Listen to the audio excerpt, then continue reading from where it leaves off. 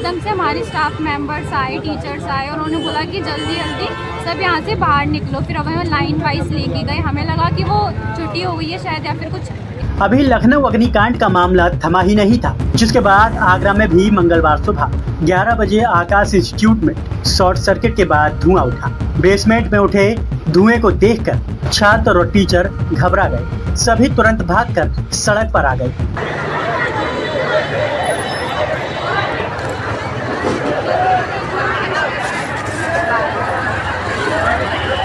गनीमत रही कि कोई बड़ा हादसा नहीं हुआ। जिस समय कोचिंग से धुआं उठा उस समय कोचिंग में 100 से ज्यादा स्टूडेंट्स पढ़ाई कर रहे थे। प्रत्यक्षदर्शियों के मुताबिक बेसमेंट से अचानक धुआं निकलता दिखाई दिया। लोग चिल्लाने लगे। टीचर्स ने तत्काल सभी कक्षाएं खाली कराईं। इसके बाद किसी ने बिजली की मेन सप्लाई काट दी। पुलिस और फायर विभाग को सूचना दी गई। फायर विभाग के अफसर कोचिंग सेंटर पहुंचे और जाँच शुरू की।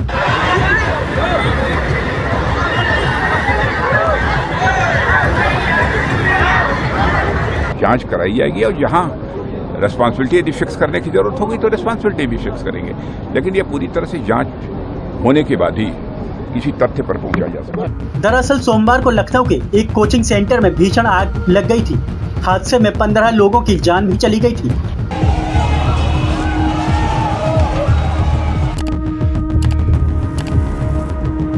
मौके पर गया था जहां पर यह घटना घटित हुई है, वहां भी मैंने स्थिति का जायजा लिया है और उसके बाद यहाँ हॉस्पिटल में आकर जो घायल भर्ती हैं उनको भी मैंने देखा है। प्रॉपरली उनका ट्रीटमेंट चल रहा है और बहुत सारे लोग एक प्रिलिमिनरी उसमें मेडिकल वगैरह फैसिलिटीज प्रोवाइड करने के बाद उनको रिहा भी किया, वो यहाँ से जा भी चुके हैं, लेकिन कुछ 2-3 पेशेंट्स यहाँ पर बचे हुए हैं। प्रॉपरली उनका ट्रीटमेंट यहाँ पर हो रहा है, कोई प्रॉब्लम नहीं है।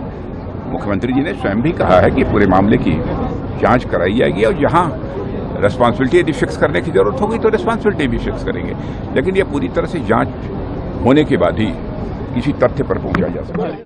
आकाश इंस्टीट्यूट में पढ़ने वाली छात्रा पूनम ने बताया, हमारी क्लासेस चल रही थी, एकदम से हमारे स्टाफ मेंबर्स और टीचर्स आए। कहा जल्दी जल्दी यहाँ से सभी बाहर निकल लो।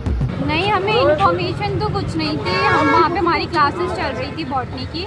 एकदम से हमारे स्टाफ मेंबर्स आए, टीचर्स आए और उन्होंने बोला कि जल्दी जल्दी सब यहाँ से बाहर निकलो। फिर हमें लाइन वाइज लेके गए। हमें लगा कि वो छुट्टी हो गई है शायद या फिर कुछ इम्पोर्टेंट वैसे कुछ काम होगा। फिर हमें अलग से एग्जिट एरिया बन रहा है, वहाँ से हमें नीचे निकाला गया।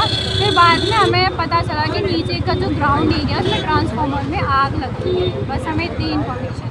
आकाश इंस्टीट्यूट में शॉर्ट सर्किट की सूचना पर फायर विभाग के अफसर मौके पर पहुंचे। कोचिंग की जांच की गई। इसके बाद अफसरों ने पास में ही बनी जीएस कोचिंग की भी जांच की।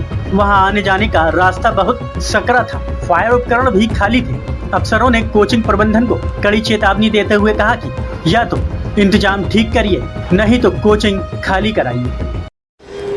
आग लगने पे अभी मैंने जानकारी ली, इनको जानकारी नहीं है।